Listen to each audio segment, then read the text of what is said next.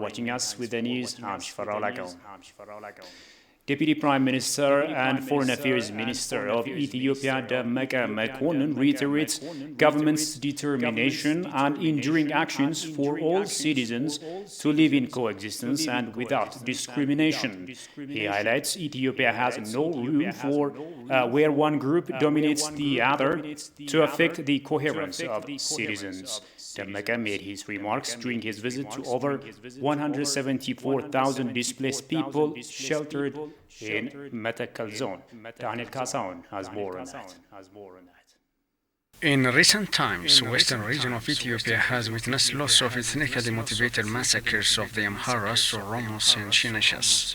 So far, the Ethiopian Prime Minister Abiy Ahmed, who visited the area, warned of stern measures against the perpetrators. However, the atrocities couldn't be contained. Many more displacements and deaths have become daily realities. The catastrophes in Metakel zone is the case in point.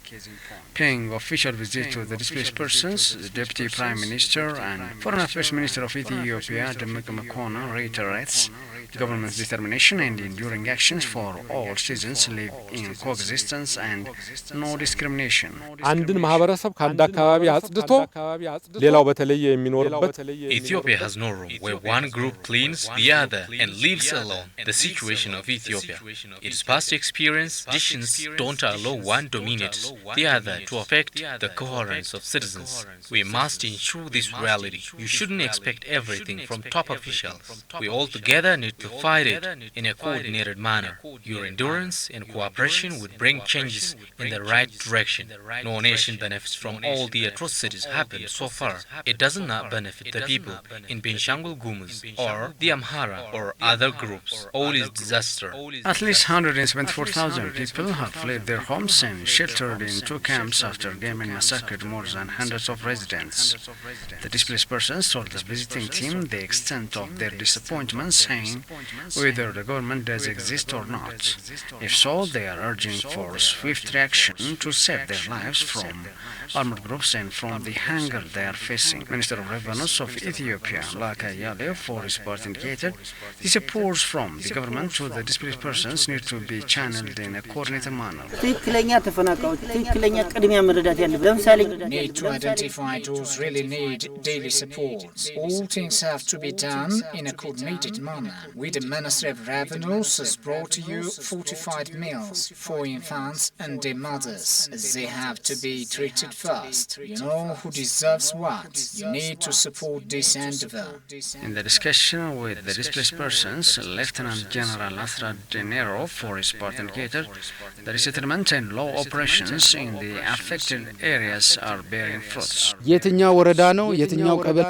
have come to know which localities and spots are affected and how the armed groups are operating, so that we are able to take corrective measures accordingly. We have identified the problems and responded well, and changes are being witnessed. We are able to resettle over 7,000 displaced persons from the Gumuz society. This gives good lesson to the other fellow citizens not to lose hope, because opportunities are there to regain their wealth, dignity and social assets. Taking measures against the failed administration is also part of the operation.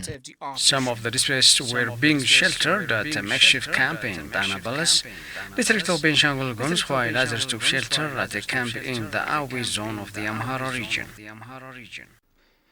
Judicial bodies have discussed a draft regulation on procedure and evidence for the adjudication of election-related complaints. Presidents of federal and regional courts and judges drawn from various courts participated on the discussion that focused on the newly introduced regulation for adjudication of election matters. The legal document is introduced to make the upcoming national election free, fair, and democratic. Any citizen who has complaints regarding ban of of registration or registration of ineligible individual can bring their complaints to the grievance hearing committees of constituencies. According to the draft regulation, the complainer is eligible to bring the complaint to a court if he or she doesn't get remedy within 5 days. With regard to complaints on voters' registration, courts are said to investigate plaintiffs and defendants within 10 days and grant judgment, and courts have to investigate and grant judgment accordingly on issues related to candidates' registration according to the draft regulation.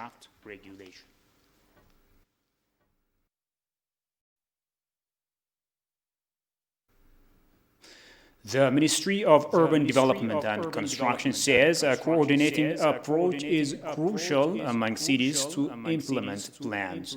The ministry organized panel discussion on regional spatial study that will be implemented in Ethiopia for the next 20 to 40 years. Kushumaliso has more on that. The consultative forum was held on promising regional spatial plan that is expected to solve existing urban planning gaps. State Minister of Urban Development and Construction Fantadajan said on the occasion that an effective plan is important to sustain the rapid growth of cities. Most of the Ethiopian towns are expanding without having planned. Farmers are increasingly settling in suburban areas of towns where they get services. Demand for urbanization is increasing from time to time across the nation. Therefore, our towns should be led by effective master plan. Cities are highly expected to implement a coordinated approach to make the plan happen. If these special plans are supported by technology and experts, we will achieve short, middle, and long-term plans. In this process, citizen towns need to prioritize coordination approach to realize the intended plan. UN Habitat Project, which is working jointly with the Ministry of Urban Development and Construction, said the regional spatial plan will be helpful to narrow the existing gap of urban planning. When towns are expanding in one area, they do not consider the negative impact in that area. The new plan considers the integration of rural to urban and economic ties without harming one another. It also takes into account resources, environment, and social values. So, the new spatial plan helps bridge the gap that has been seen in the previous urban planning. Amhara, Afar, and Benshangul Gumuz regional states took part in the first regional spatial planning. Policy Matters is a conversation platform which aims to provide reasoned analysis and context to the activities, reforms, and policies of the federal government of Ethiopia. Exploring various reforms the government is undertaking, the conversation platform aspires to enable nuanced and informed understanding. Do we have what it takes to transition into a digital economy? What would you say are some of the initiatives the government has taken so that we're not left behind and that we are actually transitioning or transforming into a digital economy? So for us as a country, moving to a digital economy and making ICT a priority sector, but also understanding the role that digital can have on our national priorities is a necessity, not only to have new sources of growth, but for survival. How are institutions being empowered, be it at the Walada level, regional level, or federal level, to transform themselves to be digitally enabled institutions? Mindset is important. We need to build a culture of innovation. We need to build a culture of experimentation. It's all about being able to work together. It's about coordination. It's about collaboration. It's really important to be able to break those silences because we need to have data flowing.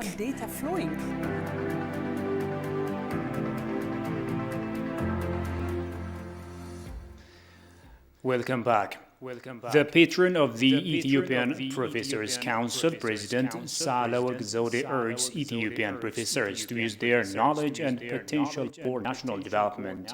Speaking on the second Ethiopian Professors Council forum, members of the council expressed their willingness to discharge their responsibilities on the country's developmental endeavors. Habtam Ashagri has more. Ethiopian Professors Council aims to amplify professors' integrated role in the national development programs. Speaking in a virtual message on the second session of Ethiopian Professors Council, President Sahle-Work urged Ethiopian professors to maximize their efforts in the area of research, community, and other advisory services.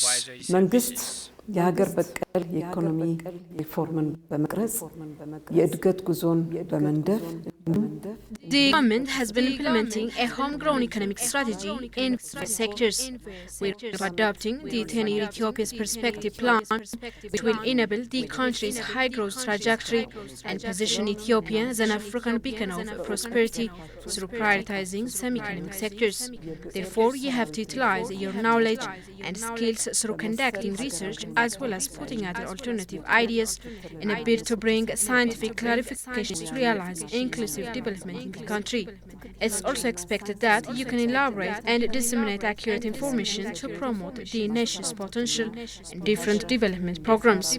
Improving such kind of activities is needed for all-round developments of our country.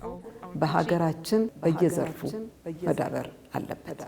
Minister of Science and Higher Education Samuel Urquhart on his part said the ministry has been working to utilize knowledge and skill of scholars for the benefits of the people and the country.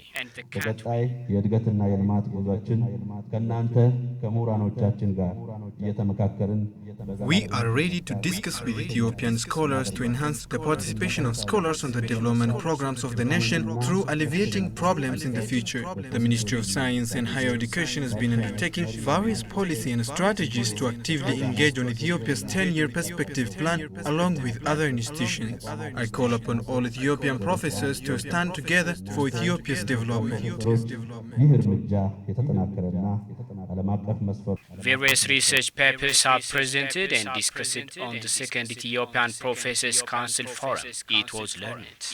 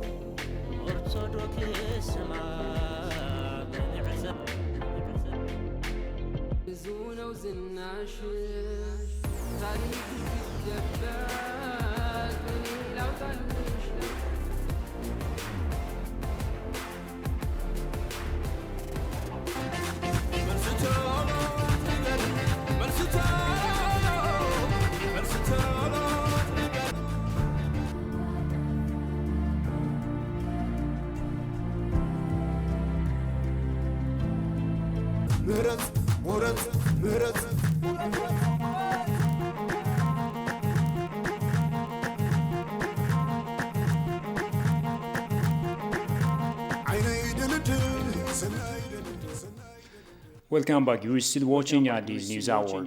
Ethiopian officials call for resolving border disputes with Sudan in accordance with bilateral agreements and joint border mechanisms and say that the military escalation does not serve the path of peace.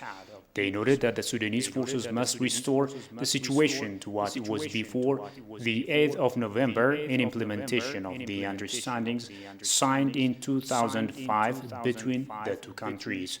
Emmanuel Jorge presents Al Jazeera's story as follows. This is how the agricultural fields extend in the Amhara regional state which borders Sudan. There's nothing here indicating that war is feared to rage at the borders, about which Ethiopia says that its demarcation agreements in 1902 determined their points on maps only. The demarcation on the ground took place without the presence of the representative of Ethiopia. Because of that, the points are still in dispute, especially in the areas north of Mount Daglash, and it is the cause of suffering for the farmers here. For more than 20 years, while I cultivated the border areas, sometimes simple skirmishes occurred. But what happened in November, I had never seen anything like it. When the Sudanese army entered, and there were no Ethiopian forces at that time, only civilians, the army destroyed everything and caused displacement thousands and losses in the millions. Officials in the region say that this attack is a blatant violation of the covenants and covenants signed between the two countries as the 1972. The 1972 agreement provides for the redemarcation process with the condition that the problems arising from the presence of farmers be settled amicably, while the 2005 agreement provides for the survival of the status quo as it is as the temporary solution until a final agreement is reached on the borders. Confrontations that have taken place are not beneficial to the two countries.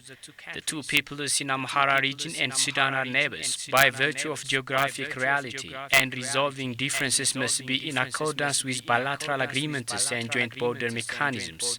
The Sudanese forces must withdraw and restore the situation to what it was before the 8th of November in implementation understandings in 2005. Though still Sudanese armed forces have forcefully occupied Ethiopian sovereign lands, but Ethiopia is committed to solve the existing border dispute based on the 1972 agreement. Ethiopia has indicated that it wants the 1902 status quo to remain intact.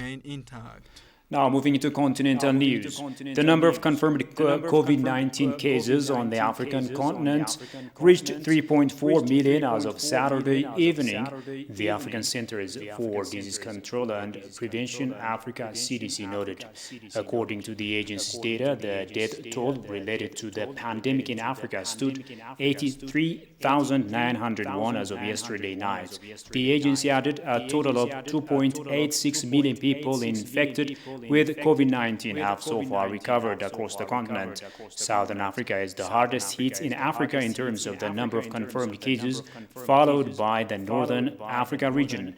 The most affected African countries include South Africa, Morocco, Tunisia, Egypt, and Ethiopia, data shows. South Africa is also the most affected African nation in terms of COVID-19 inflicted death, with 40,076 fatalities so far.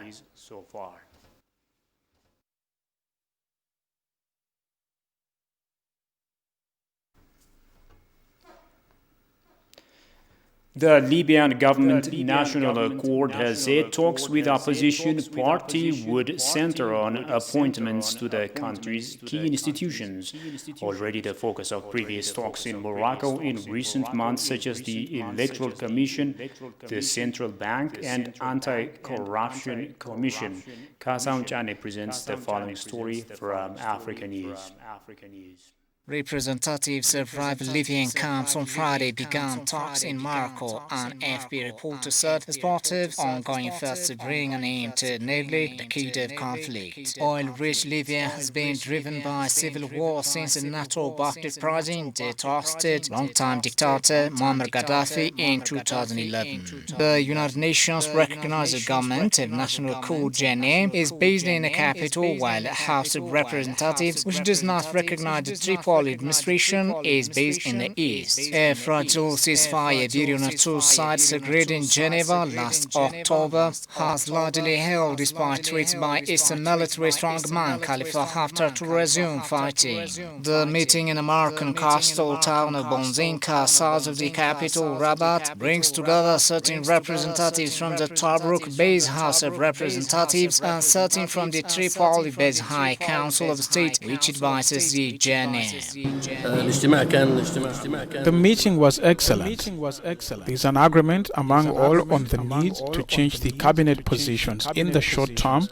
Tomorrow, if God willing, we will achieve our goal of agreeing on all the criteria, mechanisms, and time to present applications and acceptance of applications to be validated by the 1313 Commission and refer everything to those two commissions. The GNA has said the talks would center on appointments to the country's key institutions, already the focus of previous talks in Morocco in recent months, such as the Electoral Commission, the Central Bank, and the Anti-Corruption Commission. Libyan envoys at United Nations-backed talks in Egypt agreed Wednesday to hold a constitutional referendum before elections planned for December 24. At separate talks in Geneva early this week, Libyan representatives voted to pass a mechanism to choose an interim executive to govern until the December pause.